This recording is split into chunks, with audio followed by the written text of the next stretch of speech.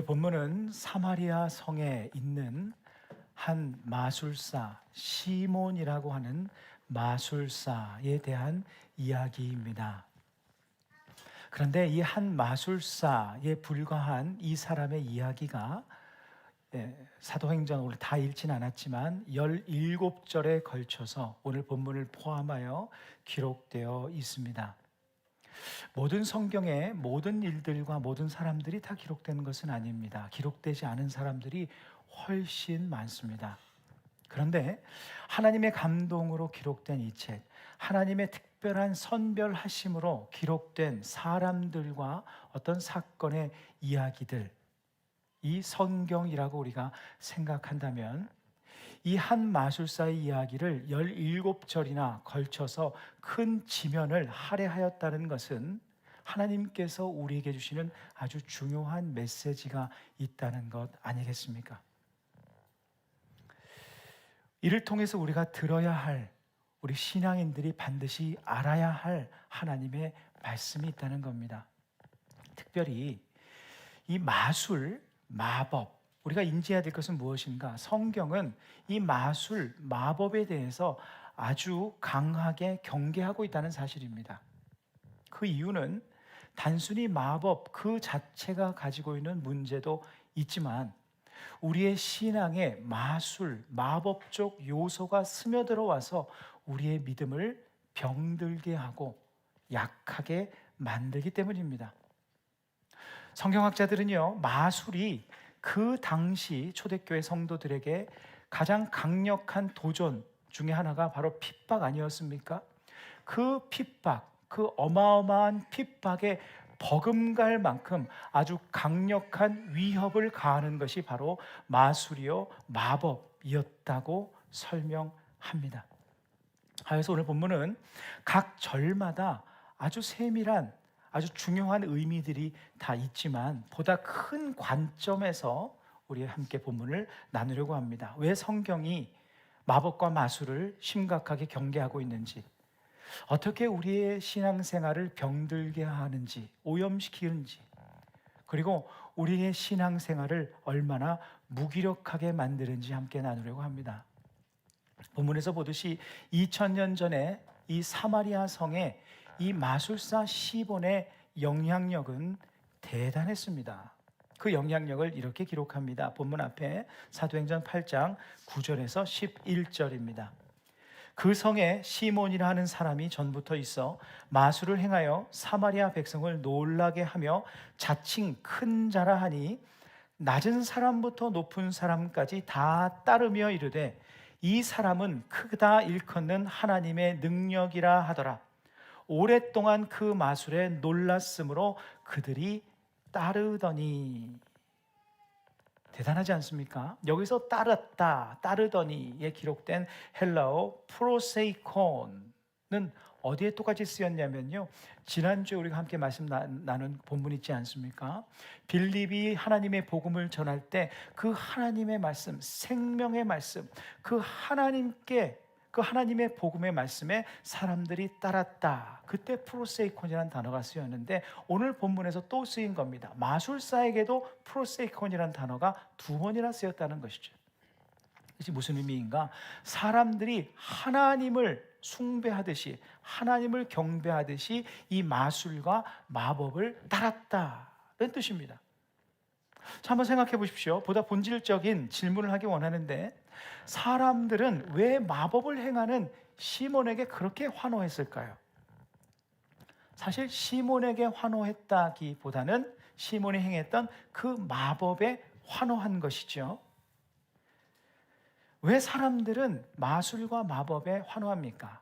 요즘처럼 속임수일 수도 있고 또 사탄의 능력을 힘입는 것일 수도 있고, 그런 여부와 상관없이 어찌되었든지 간에 사람들은 이 마술, 마법에 환호한다는 것이죠. 단순히 신기해서 그렇게 환호할 수 있습니다. 우리 보통 그렇게 생각하는데, 그보다 더 본질적인 시선으로 보면 아주 본질적인, 근본적인 이유가 있다는 것을 알게 됩니다. 그것은 사람들 모두 마법과 같은 삶을 추구하는 마음이 강하기 때문입니다. 마법과 같은 삶이 무엇인가? 마법의 정의를 보니까 이렇더라고요. 일상적으로 일어날 수 없는 초자연적인 현상 또는 초자연적인 힘을 통해 현실을 조작하거나 영향을 미치는 기술, 이걸 마법이라고 한답니다. 그러니까 초자연적인 힘을 통해서 뭔가 내가 이루고자 하는, 내가 소망하는 무언가를 만들어내고자 하는, 그것을 마법이라는 것이죠. 그러니까 마법적인 삶은 무엇인가? 불만족하고 불평이 가득하고 그러한 것들이 가득한 상황, 문제가 있고 고통스러운 상황 속에서 그 모든 것들이 마법처럼 나의 생각대로, 나의 상상하는 대로 해결되어지는 삶, 그것이 사람들이 꿈꾸는 마법과 같은 삶입니다. 여러분은 그런 꿈을 꾸지 않으시나요? 모든 세상 사람들은 다 꿀 겁니다. 가난한 사람이라면 마법처럼 내 삶이 부하게 되는 그러한 일을 동경합니다. 어려움에 처한 사람은 마법처럼 문제가 해결되는 삶의 모습을 추구합니다. 그건 어쩌면 당연한 것입니다. 사회가 힘들면 힘들수록 어떤 영화가 흥행을 하죠? 영웅 영화가 흥행을 한답니다. 영웅이 나타나서 모든 상황들을 다 해결해주는 슈퍼맨 같은 영화가 흥행을 한답니다. 그 시대에 맞게 그런 영화가 흥행을 하는 것이죠.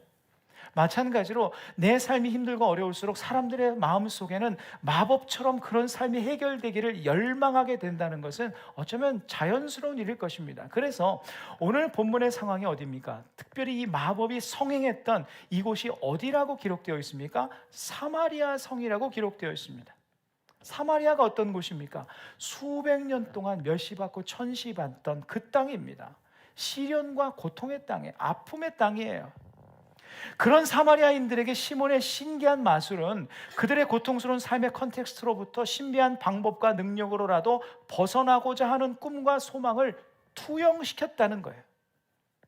그 큰 열망이 엄청난 인기로 이어지게 된 것입니다. 삶이 어려울수록 사람들은 초현실적인, 초자연적인 그러한 삶, 마법과 같은 삶을 동경하기 마련입니다. 예수님을 향했던 유대인들의 열망도 이와 다르지 않습니다. 이 사마리아인들만 그랬던 게 아니에요. 예수님이 행하시는 그 기적을 향해서 종교 지도자들, 바리새인과 서기관들은 그것을 비웃었습니다. 마법이라고, 마술이라고 치부해 버렸어요. 그러나 그것은 하나님의 능력이었는데 중요한 것은 무엇이었냐면요, 수많은 유대인들에게는 그것이 하늘의 능력이든 아니면 마술이든 관심이 없었다는 거예요. 그게 중요한 것이 아니었습니다.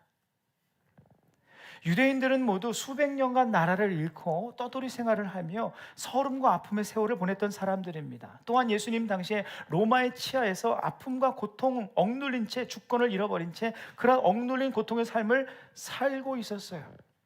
그런 그들에게 기적을 행하시는, 어떤 이들에게는 마법을 행하시는 것과 같은 그 예수님이 그들을 로마의 압제로부터 마법처럼 해결해 줄 메시아로 보였다는 것은 아주 자연스러운 결과였습니다. 대부분의 유대인들은 예수님을 통해서 자신들의 문제가 해결되는 마법과 같은 삶을 추구하게 되었어요. 그런데 사실 여기까지는 별 문제가 없어 보입니다. 우리가 기도하면서 하나님께서 내 기도를 응답해 달라고, 조금 속된 말입니다, 표현입니다만, 마법과 같은 일이 일어나게 해달라고 하나님 앞에 기도하는 것이 무엇이 잘못이겠습니까? 내 힘으로 안 되니까, 나의 능력으로 안 되니까 좀 하나님의 능력으로 역사해 달라고 기도하는 것이 무엇이 잘못입니까? 하나님께서도 성경을 통해서 너는 내게 부르짖으라, 내가 내게 응답하겠고 크고 비밀한 일을 보일 것이다 라고 말씀하셨지 않습니까? 구하라, 찾으라, 두드리라 말씀하지 않았습니까? 하나님 앞에 구하는 것이 무엇이 잘못입니까? 여기까지는 아주 건전한 것일 수 있습니다. 그러나 그것이 정말 믿음인 것인지는 그 다음에 드러나게 됩니다. 보십시오. 예수님께 환호했던 그 유대인들이 예수님께서 무기력하게 로마 군인들에게 잡혀서 처형장으로 끌려가는 것을 보게 될 때에 그들은 무엇이라 외쳤습니까? 십자가에 못 박으라 외쳤습니다. 십자가에 못 박히신 그 예수님을 욕하고 저주했습니다. 그 예수님께 등을 돌리며 돌아섭니다. 자, 한번 묻습니다. 유대인들이 예수님을 정말 자신들의 삶을 의탁하고 예수님의 뜻과 계획과 섭리를 믿고 신뢰하는 대상으로 삼은 것입니까? 아니면 자신들의 소망과 소원을 마법처럼 이루어줄 마술사 정도로 생각한 것입니까? 그들은 예수님을 내 삶의 주관자여 주인이신 주님으로 신뢰하며 모신 것입니까? 아니면 예수님을 마술사처럼 치부해 버린 것입니까? 마술적 신앙이 아주 위험했던 극단적인 예가 하나 있습니다. 세계 2차 대전이 발발했을 때 전쟁에 참전했던 모든 군인들을 위해서, 그 나라를 위해서 각 나라의 그 가족들, 교회들은 얼마나 열심히 기도했습니까? 그런데 그 중에 독일 교회도 기도했습니다. 탐욕과 잔인함으로 전쟁을 이끌었던 히틀러와 독일 군을 위해서 그들이 이기게 해달라고 온 힘을 다해서 기도했다고 합니다. 그것은 하나님의 선하신 뜻을 구하며 하나님께서 우리의 삶의 주인이심을 믿고 신뢰하며 하나님 앞에 맡기는 기도였습니까? 아니면 자기들의 이기적인 욕심을 위해서 이기적인 소원을 이루어줄 마술사로 하나님을 여긴 것 아니겠습니까? 보십시오. 시몬은 이런 마술적인 신앙을 대표하는 사람의 모습을 보여줍니다. 이제 갓 예수님을 믿지 않았습니까? 오늘 본문을 읽지 않았지만 그 본문 앞절에 보면 9절에서부터 보면 시몬도 예수님을 믿고 세례를 받았다라고 기록합니다. 그런데 이제 갓 예수님을 믿고 보니까 신앙생활 이제 얼마 하지도 않지 않았습니까? 무슨 교리 문답을 공부하고 성경을 공부하고 훈련을 받고 한 게 아닙니다. 예수님을 딱 전에 듣고 그 예수님 나도 믿겠다고 한 겁니다. 이것만 해도 정말 은혜로운 사실 아닙니까? 그 마술사 시몬이 예수님을 믿게 된 것이죠. 그런데 이제 갓 초심자가 된 그 시몬에게 그의 마술적 신앙, 그의 마법적인 삶을 추구하는 그 삶의 그 모습이 그대로 고스란히 남아져 있던 것이죠. 그래서 그 미숙한 신앙과 혼합되어져서 이런 모습을 보여줍니다. 본문 18절, 19절입니다. 시몬이 사도들의 안수로 성령 받는 것을 보고 돈을 들여 이르되 이 권능을 내게도 주어 누구든지 내가 안수하는 사람은 성령을 받게 하여 주소서 하니. 이게 상당히 교회를 오래 다니고 신앙이 동독한 분들에게는 굉장히 경망스러운 행동 아닙니까? 그리고 지금 성령의 권능으로 능력을 행하는 이 베드로에게는 엄청난 화를 불러온 겁니다. 그래서 베드로가 굉장히 심하게 이야기를 합니다. 잘 보면 베드로도 이런 모습 아니었습니까? 자신의 생각으로 예수님을 좌지우지하려는 그런 모습이 있지 않았습니까? 자신만만했던, 자신이 주인 됐던 그런 삶을 살지 않았습니까? 근데 그 옛 모습을 보는 것이나 마찬가지죠. 이 마술사 시몬, 자신의 돈과 정성을 들이면 하나님도 내 마음대로 좌지우지할 수 있다고 믿는 그러한 모습이 있었다는 거예요. 이건 믿음이 아니죠. 그리고 초심자들에게만 보이는 그러한 모습입니다. 만약 우리가 교회를 오래 다녔는데도 우리 안에 내 마음대로 하나님을 움직이려 하고 내 마음대로 내 소원과 소망을 하나님 앞에 그냥 통보해 버리고 마는 그러한 신앙의 정도라면 우리는 아직 초심자의 단계인 것을 기억해야 합니다. 그 마술적 신앙인인 시몬을 향한 말씀이에요. 오늘 본문 사도행전 8장 22절입니다. 그러므로 너의 이 악함을 회개하고 주께 기도하라. 혹 마음에 품은 것을 사하여 주시리라. 두 가지를 명령합니다. 이 악함을 회개하고 주께 기도하라. 그냥 회개하라 이것이 아니라 이 악함을 회개하라. 어떤 악함입니까?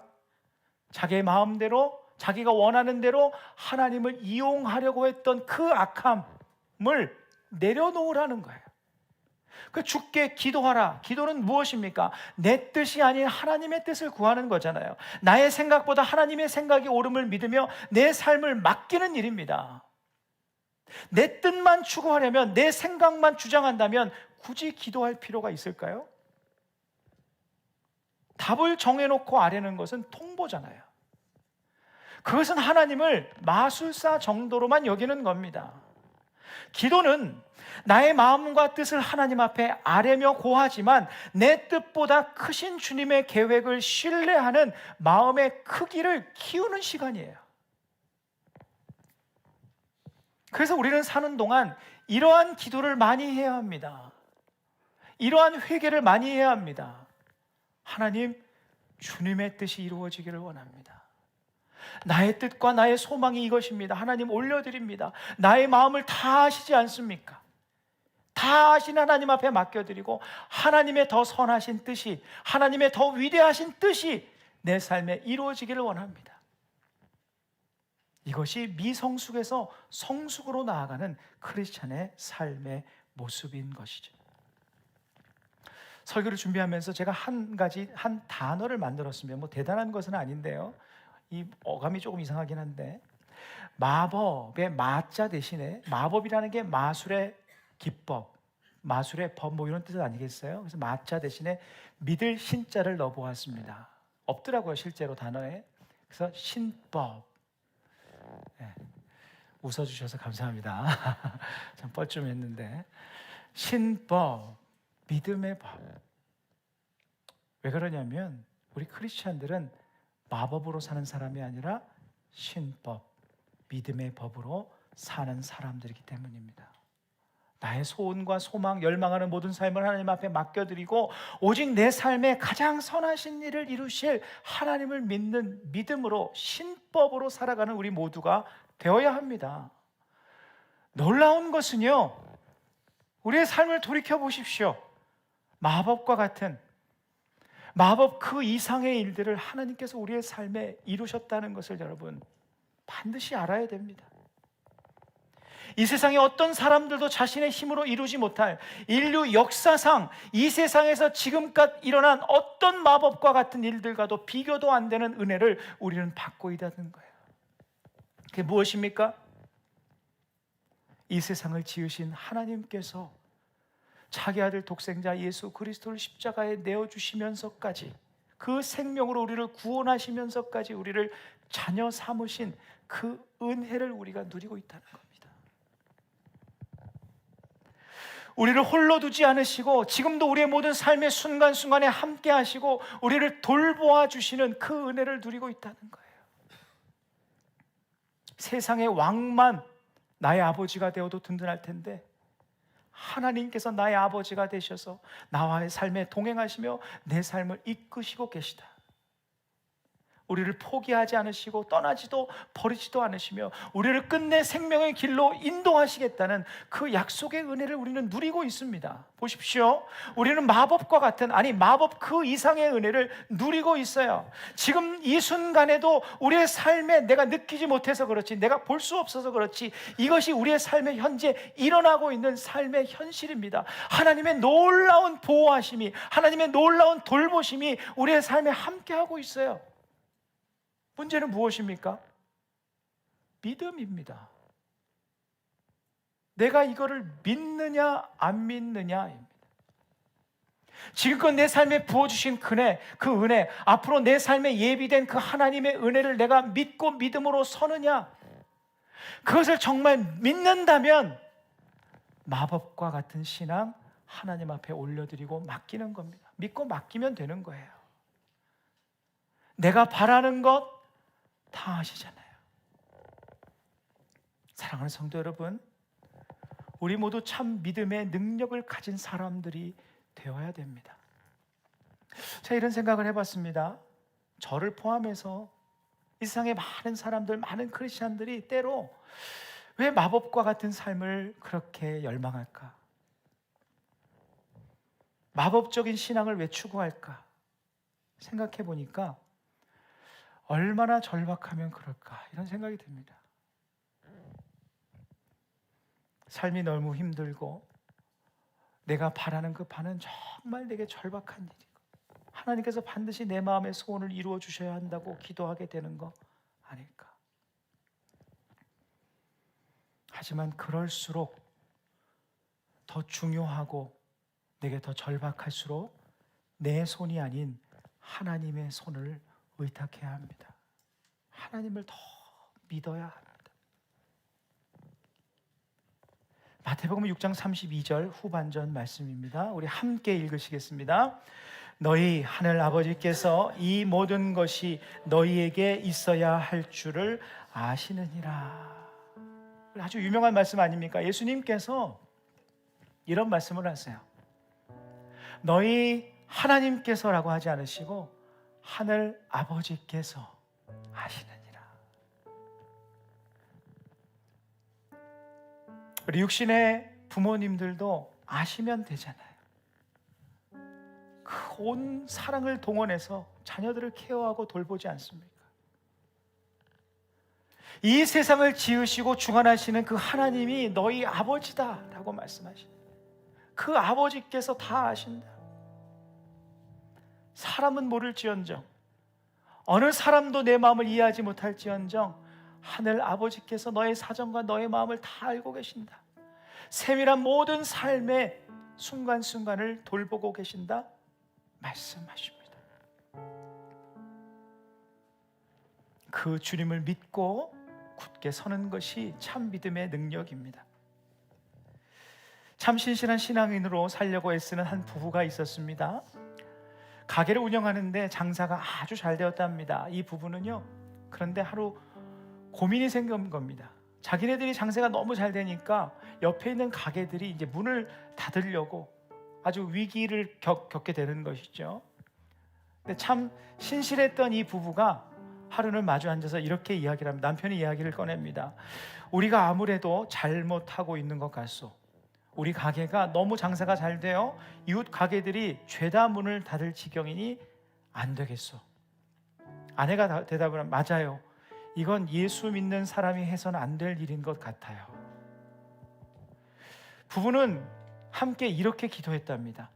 하늘이 주신 인생의 양지를 음지로 바꾸어 주십시오 라고 기도했답니다.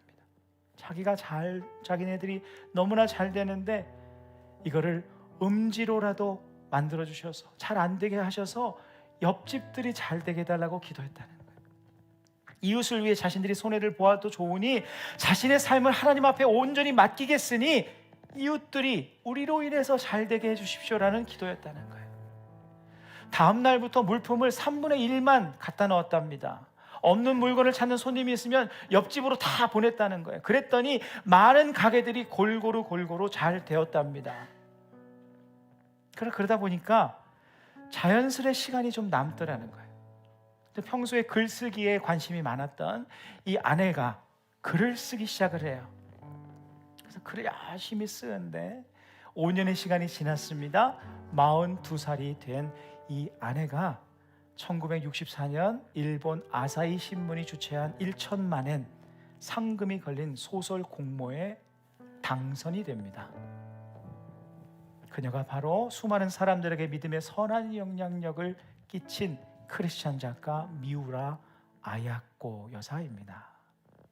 그때 당선된 그 소설이 세계적인 기독교 베스트셀러가 된 빙점이라는 소설입니다. 우리는 이 이야기에서 잘 되고 성공한다, 그것을 중요한 것으로 여길 것이 아닙니다. 중요한 것은 무엇인가? 자신이 원할 법한 마법과 같은 삶, 보다 나은 삶, 그러한 소망들은 하나님 앞에 모두 맡겨드리고 자신의 삶을 향한 하나님의 뜻에만 집중하고 온전히 하나님을 신뢰하며 살았다는 사실이에요. 수많은 사람들이 인생의 음지를 양지로 만들어 주십시오, 인생의 음지를 양지로 만들어 주십시오, 이런 마법과 같은 삶을 꿈꾸며 그렇게 기도하는 사람들이 얼마나 많습니까? 하지만 이 아야코 여사는 거꾸로 기도했어요. 인생의 양지를 음지로 바꾸어 주시든지 어떤 삶을 살게 해주시든지 나의 삶은 하나님의 것입니다. 나의 마음을 아시죠, 나의 사정을 아시죠. 맡겨드리고 하나님을 온전히 신뢰하며 하나님의 뜻에 집중하는 삶을 살게 되었을 때 이 세상 어느 마법으로도 할 수 없는, 견줄 수 없는 하나님의 역사의 주인공이 되었다는 거예요. 우리도 이런 믿음의 능력의 주인공들이 될 수 있기를 간절히 소망합니다.